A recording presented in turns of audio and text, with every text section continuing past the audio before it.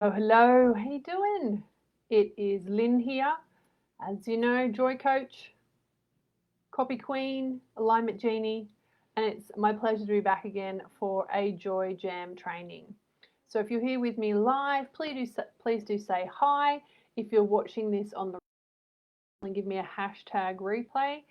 And as we go on, please let me know if you've got any questions or thoughts, around your own experience of jealousy and how that's played out in your business. That's better. I keep cutting my head off every time I do this, so clearly that's the answer. Just lower my chair. Okay, so we are here today, as I said, for the Joy Jam training, which is all around turning jealousy into desire. And before I go on, I just want to remind you, and I'll talk a little bit more about it at the end, that Thursday week, so July 29th, we have our next Joy Jam session networking event. So that's an opportunity for you to meet other like-minded souls inside this community. It is a paid event. It's on Zoom. I'll put some more information in the intro to this post after I have finished this live. So we are here to talk about turning jealousy into desire. So who out there has had issues in the past about admitting that they are jealous? Yes, that would be me. What about you? Give me a thumbs up or a hands up if you have had the same experience.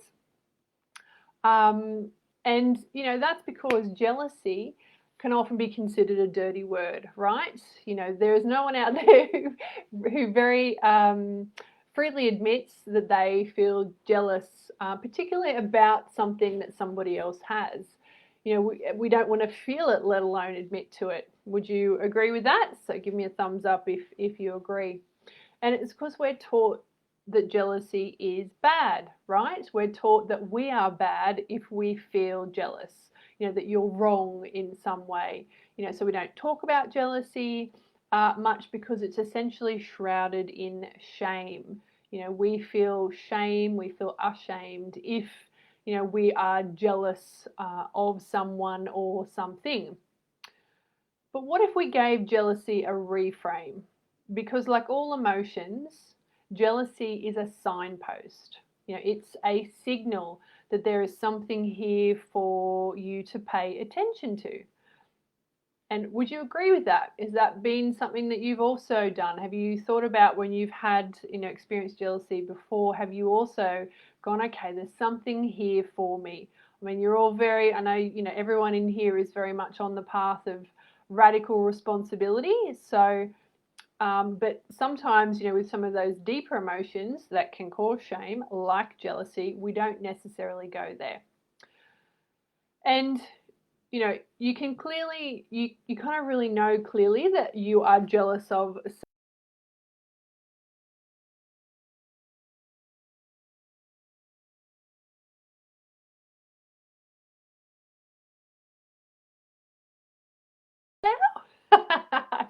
I share that because I might have had that experience myself.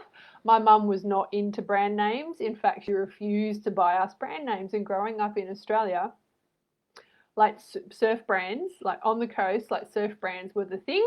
I never got a single surf brand backpack in my entire school experience. So when somebody would show up, when my best friends would show up with their favorite, I was like, so it can be really overt like that.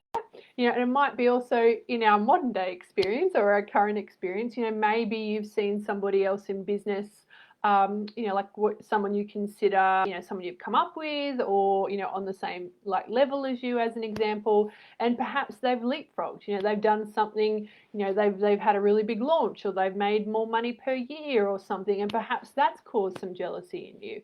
You wouldn't be the first person. Like, you're not alone in that if that's your experience. So I wanted to have this conversation to just kind of like normalize it, but also talk about how we can use that jealousy as fuel for growth in our business. So I just talked about some of the ways that it can be overt. We can overtly know that we are, feeling jealous, but it can also be covert. It can also be that, because we're so practiced at not feeling jealousy, it can show up in different ways. Now, I had this experience recently, so I wanted to share this with you just as a way of helping you see how jealousy can kind of sneak in. And like with everything else, it's a process of, when you can feel some resistance to something, really checking in with like what's going on here. So a little while ago, I was interested in joining someone's program. So it was a program, essentially, she was running, a high level community, and, you had the opportunity to join. So if you can see that little line there, it's because the sun is setting behind my computer. So that's why it looks like that right now. Oh, you can see behind me, yes, the sun is shining into my office right now. So I was thinking of joining this woman's program, and so much so that I said, look, can we have a conversation about it? I want to talk to you about whether this is the right fit for me. And so we got on the phone on Zoom, and we sat there, and I asked her questions about the program. And as we sat there talking, I kind of I started to sense these things. And I was like, oh, I was kind of sensing some of these things about this woman. And I was like, okay, she's feeling really, she felt very masculine. I was like, oh, you feel a little cold and a bit detached. And the other thing I got was like, you feel very boundaried. Like, I didn't feel like she cared or was giving. Now, I got off the phone. I didn't join the program at that time. I'd still had another week. So I got off the phone and I was like, what was going on there? Because I know this woman through other people. I have had experiences of her before. And essentially, I was projecting all of that stuff onto her because I know that's not who she is in a negative way. Obviously, she has good boundaries, but I was perceiving them as like, oh, it didn't feel good. So I was like, I sat there and I was like, this isn't true. All of these things that I've just thought about her, they're not true. I have clear evidence to the opposite. So, what is going on here? Like, what is going on here for me about this idea of joining this program? So, finally, I gave myself some time and I sat down and I felt into like, oh, why is this making me feel angsty and irritated and anxious? I had all of these emotions that I just couldn't at the time explain. And I was like, I felt constricted and like irritated. And I was like, what the fuck is going on here? And then finally I was like, oh my God, I am jealous. I was dead flat out jealous of this woman and the community that she had. So that was why I was feeling all those things. That was why I was projecting onto her, because I wanted what she had. And I was like, oh, and so the nugget for me when I finally recognized that was I didn't want to join her community. I wanted myself to recognize that I wanted to keep building my own. Oh, gotta love those insights, right? Those aha moments. So that was kind of what, came for me. And as soon as I connected to the truth, that truth, that this was what I wanted for myself, I could feel this incredible heart connection with my soul family. I could feel myself being surrounded by women who are also pioneers, who are doing things differently. But I could feel them, kind of corralling around each other, supporting each other, caring each other, lifting each other up, celebrating each other's brilliance. And really having fun inside this thing we call business, like really having fun doing business in your way. And I could really feel that when I allowed myself to admit the truth that I was jealous and then recognize the truth underneath that this is what I wanted for myself. And once I connected to that, I was like, oh my God, I felt so good because I was like, yes, this is what I've been probably not admitting to myself in its full entirety. And it's like the next level truth. It's like, this is what I want. I could really feel, the desire I have to provide a safe haven, where you can be yourself, where you can connect with other women who truly get the journey that we're on, because it's pretty extraordinary. It's very individual. It is not your 9 to 5, right? So sometimes we really need people who are like, oh yeah, I get that. Yeah, I've had a difficult client. Yep, my launch wasn't fantastic. yep, I'm struggling with some internal stuff. Oh, you know, all of the things that we have to deal with, you've got other people around you and supporting your back, but also celebrating you. You know, so this was what I could feel when I allowed myself to go through to that truth. Um, so it was really, really beautiful. You know, and what I also came to see was like, I mean, I have that community right here with you. You know, I already host such beautiful souls inside the Joy Jam community. We're already walking on this path, you know, together.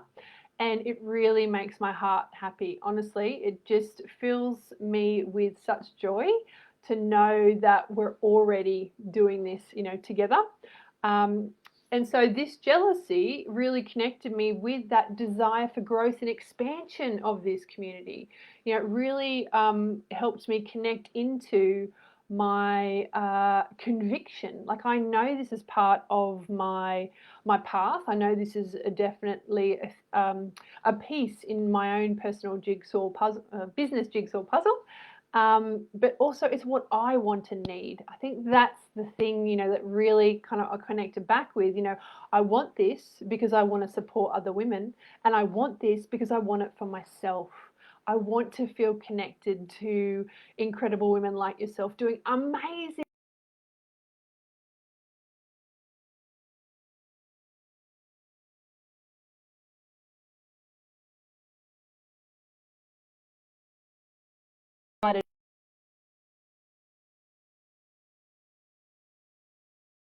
You know, like yourself. And it really reawakened my conviction. And that's something that I've struggled with in my business, conviction. I'll talk about that probably another time because it's probably a whole other live. It really awakened my conviction and my commitment to keep growing and expanding this community, because I just can feel in my bones that this is such an incredible space for women on this path. And it really, as I said, reminded me of all of the beautiful women I am already so connected to, that I am so lucky to already be in relationship with. And, you know, I just have so much admiration for everyone in this community who are doing incredible things in this world. You know, you're here to live your purpose. You're here to be in full self-expression. And what an honor to be surrounded by, you know, a group of women like that. So as I say, I'm just so grateful for that experience of jealousy, because it's reignited my commitment to growing this community and to believing in it as a deep part of my own path. So hurrah for jealousy.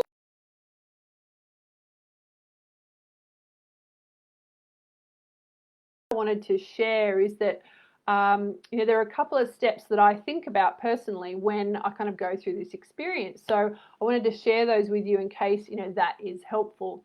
So for me, number one is to admit that you are jealous. You don't have to admit it publicly. It's more, you know, you can absolutely admit that just to yourself. But if we don't know that we're jealous, we can't do that work to transform it into desire. So that's the first thing. And the second thing is to actually acknowledge that your jealousy is a sign that there is something here that you want deeply. You know, that's what for me jealousy is. It's a sign that there's something here for you. There's something here you haven't acknowledged or admitted that you want for yourself. And isn't that beautiful though? Because if we can't admit to a desire, we can't go about creating it. So that's why I love that particular step. The third piece here is recognizing that you can have this. So that's belief. It's believing in that thing that the other person has, or that other experience, or the thing that somebody else has, you can have it too. That's really important and that's often something that's in the way of us not having it right now, is that belief. We might not believe we can have it. We might believe somebody else can have it, but we can't. That's one of my own personal ones that comes up a lot. So really recognizing that you can, and believing that you can have that thing that you really desire to have. And then step 4 is resolving what you internally believe is in the way. So that's kind of the part B of that last step, is really reconnecting to, okay, so what is my belief about this thing that I desire? So for me, it's really looking at, like, what do I believe about my ability to create, this incredible community? What do I believe about my skills to grow this community? So it's really, what do I believe about my ability to hold this community? What do I believe about my ability to hold bigger numbers inside a community? So it's really looking at like, what are my beliefs about, yes, and I often talk about, who do you need to become in order to have what you want? So it's in this situation, it's like, what beliefs would I have if I was someone holding like 1,000 people inside a community? So it's really looking at what those beliefs are and helping me to really embrace and embody those beliefs that are going to support me creating that desire in my own life. And then, number 5 for me is all about like rising into ownership of what you want. So for me, this is about taking aligned action to get, where you want to go and to manifest that desire. So for me, this has been about taking greater action to invite people into this community, being more visible so that people know that this community even exists. So there are so many things that we can do in order to manifest our desires. So this process, as a beginner, actually admitting what you want, then really moving into like what's in the way, which are the beliefs, and then really honoring and believing in the fact that you can have it, and then what are the actions I need to take in order to really bring this desire into my reality. So I hope that was helpful. I really wanted to share this today because I think, it's something that we don't talk about a lot in terms of jealousy, but jealousy can be an incredible fuel to create growth in your business when you connect to the desire of what it is that you really want, whether it's for you, what you want to create in your business, or what you want to create, for your life. So, if this has kind of sparked something for you and you're like, and you're like, yes, that is something that I really want. If you've had an experience, like, please, put it in the comments. I would love to hear, what your experience with this is, as well. Or perhaps, what is your number one takeaway from, what I've shared today? I'd love to know. And also the more, when you share what's come up for you or the takeaways that you have, that often kind of really helps land them for other people as well. So it's great to share, for everybody's benefit. One of the things I've shared today is how this has really connected me back to my own vision of growing this community. So if you would like to connect with like-minded souls, come and join us at the next Joy Jam networking session. So obviously, we're here. This is the online hub for the Joy Jam community. And if you want to meet people in real time, come to the Joy Jam session networking events. So the next one is Thursday week, so July 29th, 5 p.m. Sydney time, 7 p.m. New Zealand, and 8 a.m. UK. That's it. So I'll put some more information in the intro for that if you'd like to join us. And lastly, if you know a fellow heart-centered woman who, would love to be surrounded by women on the same path, who wants to be celebrated, supported, and find, cheerleaders, who are also pioneers doing this together, invite them into the group, let them know about the Joy Jam Collective so that we can grow together and really support each other, continue to rise. So thank you for staying with me. Again, if you have any questions or comments, please do share them in the box. If you want to reach out to me, you can DM me, of course. So I'd love to hear what you think. Have a glorious week, and I will see you back here again next week for something, which I can't remember. So this is the Joy Jam training, which is the 3rd Thursday of every month. Oh yes, the next Thursday is the Joy Jam session. So that's what's on that day. All right, have a wonderful rest of your day wherever you are, and I look forward to connecting again soon. All right, bye for now, my friend.